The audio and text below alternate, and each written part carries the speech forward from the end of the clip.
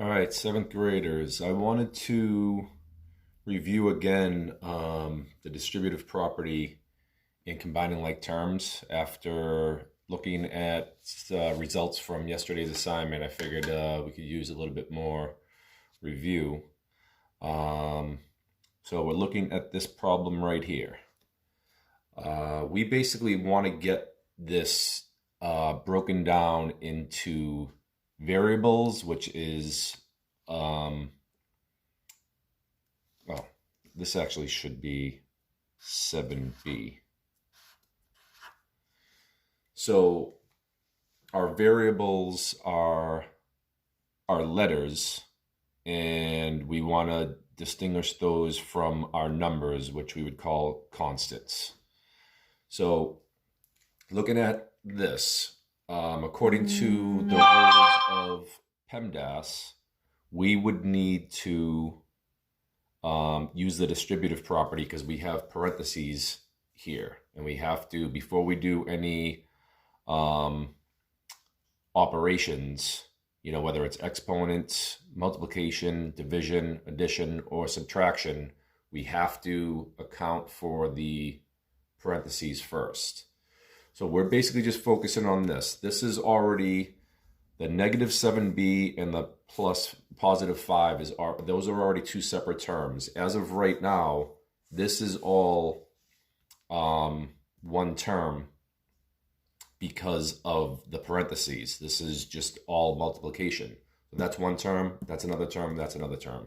So we're going to break these down into separate terms by using the distributive property. So we are going to multiply 2 times 4b, and we're going to multiply 2 times negative 3. And so that's going to look like, I'm going to write out the next step of this. It's going to be 2 times 4b, and then 2, that's going to be combined with 2 times negative 3. And then we still have neg 7b plus 5.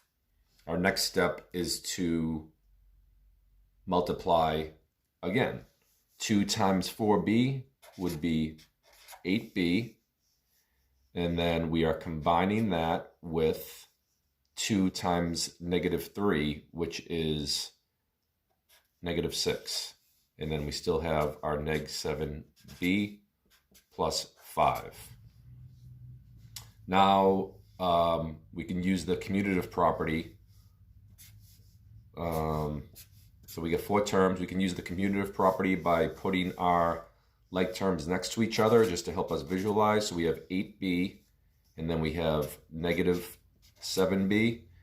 Then we have negative 6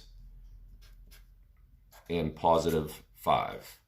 So if we have 8b minus 7b, that would be 1b. And then we have negative 6 combined with positive 5. That would be a negative 1.